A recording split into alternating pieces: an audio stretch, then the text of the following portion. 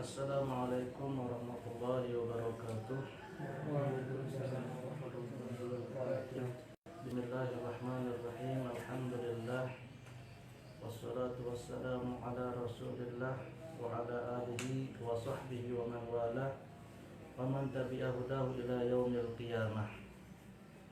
Rabbi shrah li sadri wa yassir li amri wahlul 'uqdatam min lisani yafqahu qawli. Allahumma aftah alaina futuhal arifin wa faqihna fid din wa 'allimna tawil waj'alna minal ulama'il 'amilin wa 'ibadikas shalihin. Qala rahimallahu ta'ala faslun mujibatul ghusli sittatun. Faslun ay hadza faslun. Bermula ini yaitu suatu fasal. Mujibatul ghusli yang mewajibkan. Mujibatu jamak dari mujibah.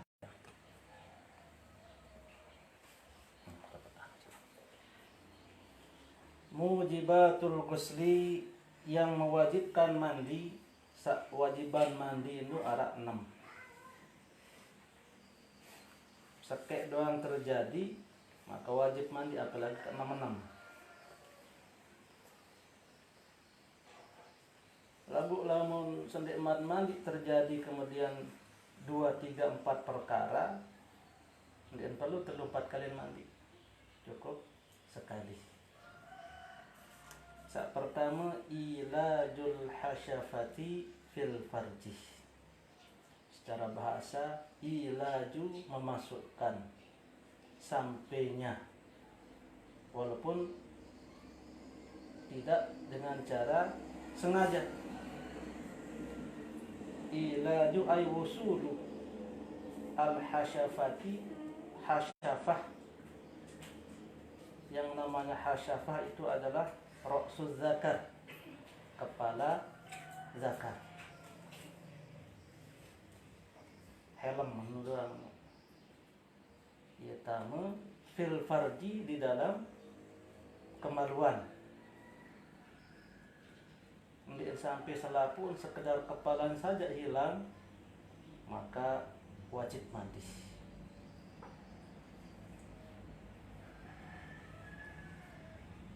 Untuk halusnya kita pakai kata berhubungan badan.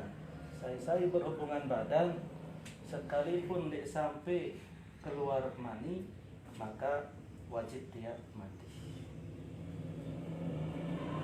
Dalam fikih lebih spesifik, walaupun agak ngerempet tapi harus begitu jelas.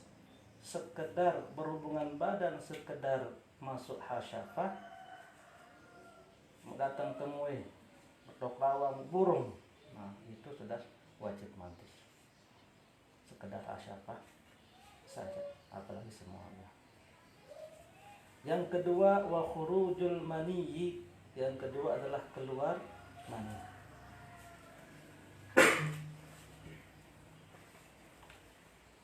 Walaupun tanpa berhubungan badan. Jadi yang pertama berhubungan badan walaupun tanpa keluar mani. Yang kedua keluar mani sekalipun tanpa berhubungan badan. Maka itu sudah mewajibkan mandi.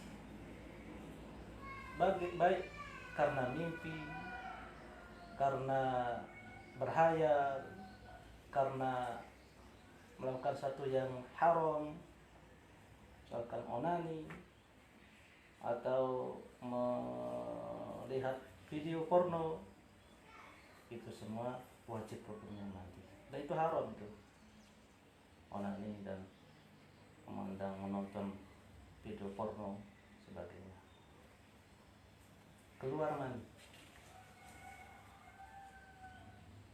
Kalau bukan mani, namanya itu ada yang namanya mazi, ada yang namanya wadi, wadiun, ada yang namanya maniun. Ada mazyun, wadiun, dan maniun. Itu berbeda. Yang mewajibkan mandi adalah mani. Kalau mazi namanya air kalau yang keluar setelah karena bersyahwat tetapi tidak sampai puncak syahwat, yang berwarna amal ma'ul abyatar raqiq al-lazju al-kharaju inda syahwati bila syahwatin wala dabkin. Air yang keluar ketika bersyahwat, bening, itu kalau bahasa fisikannya atau bahasa kedokterannya itu air semen, pelicin, itu namanya air mazi. Itu hukumnya najis tetapi tidak mewajibkan mandi. Kalau kena kain maka tidak sah sholat dengan kain tersebut. Kalau wadi itu keluar setelah biasanya karena mengangkat barang yang berat atau keluar setelah kencing. Itu karena mengangkat berat keluar tanpa syahwat, itu namanya wadi, sama najis juga. Kalau mani keluar dengan cara tadafuk, muncrat di puncak syahwat yang baunya seperti telur, nah itu namanya mani. Itu yang mewajibkan mandi. Bedanya yang lain itu najis, dia itu suci. Mani itu suci.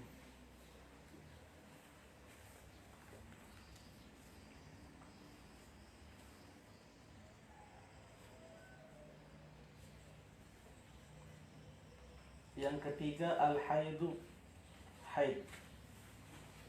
Haid darah yang keluar dari rahim perempuan dengan cara yang normal, sehat. Jadi dalam ilmu biologi, menurut orang ahlinya, manusia perempuan itu memiliki ovarium 2 di sebelah kanan dan kiri rahimnya. Ovarium itu menghasilkan ovum, telur, telok, badan telok manusia. Telok itu ya sak masak tiap sekali sebulan bergantian antara ovarium yang kanan dengan ovarium yang kiri, menghasilkan ovum. Nanti telur itu akan matang, sekek, masuk lewat tuba Fallopi ke rahim. Kalau tidak ada sel sperma mani yang sperma yang masuk untuk membuahinya, maka telur itu menjadi rusak. Setelah rusak itu kemudian menjadi darah yang keluar dari haid. Maka tiap bulan pasti perempuan itu secara sehat dia akan mengeluarkan telurnya yang tidak dibuahi. Nah, namun terbuahi bisa jadi anak. Itu secara menurut orang yang ahli di bidang biologi. Itu hanya haid. Apabila selesai haid, maka wanita wajib untuk mandi wajib. Wan nifasu dan nifas. Haid itu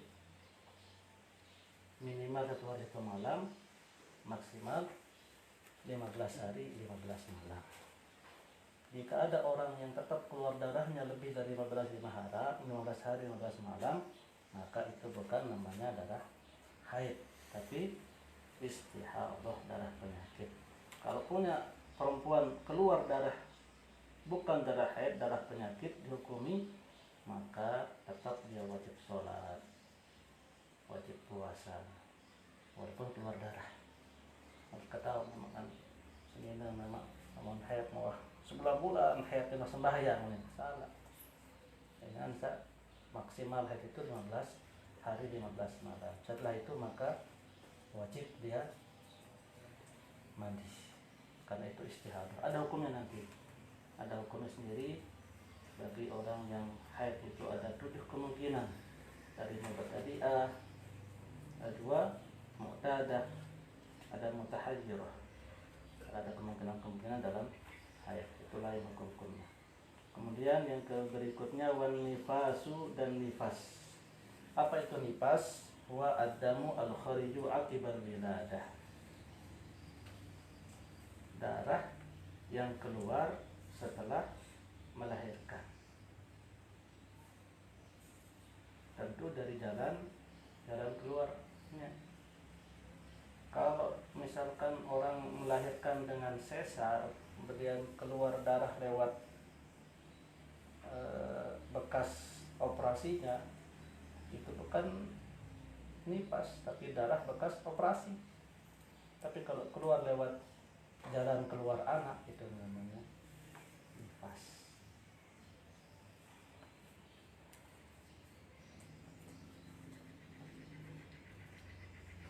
Ini untuk perempuan, haid nifas. Yang kelima wal wiladatu, melahirkan. Melahirkan ini jika ada perempuan melahirkan, walaupun tidak ada darah yang mengiringinya, tetap wajib mandi. Bila rutubatin, tidak ada basah, atau yang kedua itu hanya alaqah, segumpal darah,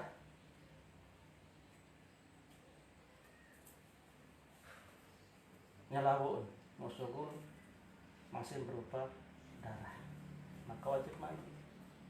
Au mudghah, atau segumpal daging diiman berumur manusia, sekedar daging nyelawu, maka sama hukumnya wiladah, wajib dia mandi. Wajib. Dan kalaupun ada darah setelah itu, tetap namanya darah nifas dengan saat nyelawu.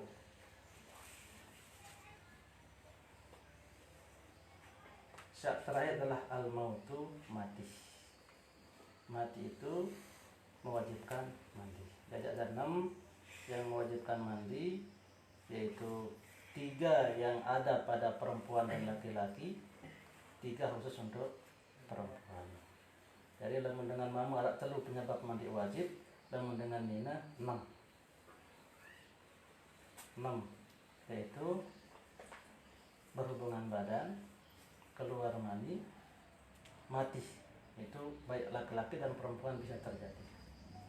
Kemudian 3 lagi khusus untuk perempuan, haid, nifas, wiladah. Kalau beda, kalau yang lain yang 5 itu wajib mandi untuk atas dirinya sendiri, sedangkan yang maut, mati itu wajib mandi kepada orang yang hidup. Dengan hidup saya wajib ya pandi, dan fardunya itu kewajibannya fardu kifayah. Apa kena fardu kifayah?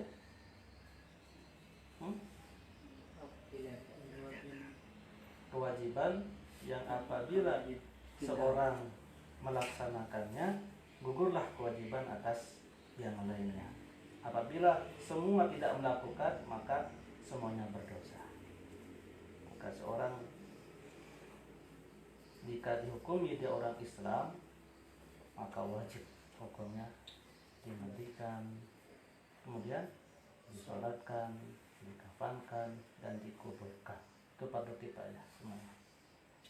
Walaupun matinya dalam keadaan maksiat, misalkan maling tenyakeun buka balindengan, mau terdait siapin tekui, mau dihakimi oleh masa sampai mati, maka tetap orang Islam wajib hukumnya memandikannya, mengafankannya, mensolatkannya, memakamkannya di pekuburan orang Islam. Andin darat milih, maka selaku berdosa. Misalnya gubuk kening yang mati dia lalu maling, merusak nama baik kampung, tidak ada satupun yang mau mengurus jenazahnya, maka semua yang di kampung itu berdosa. Selama dia muslim, Islam, zahirnya, walaupun tidak tahu tidak hatinya. Munafik dia tidak tahu kita munafik atau tidak. karena yang tahu munafik adalah hanya Allah dan Nabi jika diberitahu oleh Allah Subhanahu wa taala. Namun enggak ketahui karena munafik itu dalam hati. Jadi gara-gara lain pilihan, kemudian dalam politik atau apa, orang munafik itu kalau mati tidak wajib disolatkan dan segala macam, tidak benar. Yang penting dia itu zahirnya adalah Islam, mengucap syahadat, maka wajib atas orang Islam yang lain untuk pertama memandikannya, kedua mengapankannya, mengkafankannya, ketiga mensolatkannya, keempat memakamkannya. Cuman bedanya kalau memang yang terkenal sebagai ahlu maksiat cukup masyarakat biasa yang mensolatkannya.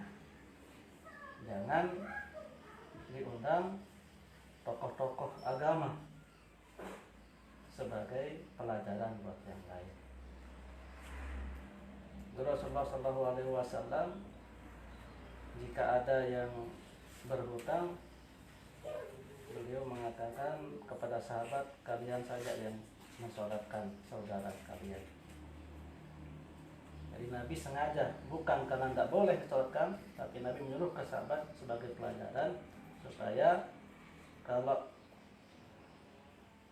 yang berhutang tidak perlu Nabi yang membacakan mensolatkannya.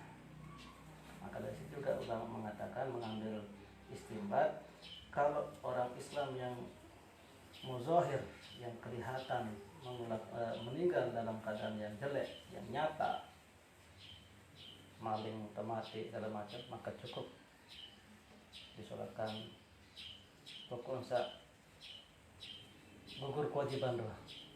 Jadi rame-rame, jadi undang duit dengan apalagi tokoh agama. Itu untuk apa? Sebagai pelajaran supaya orang mikir, wah kemudian tak mati lemek merak meni sekedik dengan duka tersembahyangan si tuan guru, si kiai doa. Jadi orang menjadi tidak mau melakukan seperti itu. Ini mudzakarah kita kali ini. Kesimpulannya adalah ada 6 hal yang mewajibkan kita mandi wajib. Yang pertama, berhubungan badan. Yang kedua, keluar mani. Yang ketiga, haid. Yang keempat, nifas. Yang kelima, ibadah. Yang keenam, mati. Subhanakallahumma bihamdik, asyhadu an la ilaha illa anta, astaghfiruka wa atubu ilaik. Wallahumma fiqil aqwamat thariq. Wassalamualaikum warahmatullahi wabarakatuh.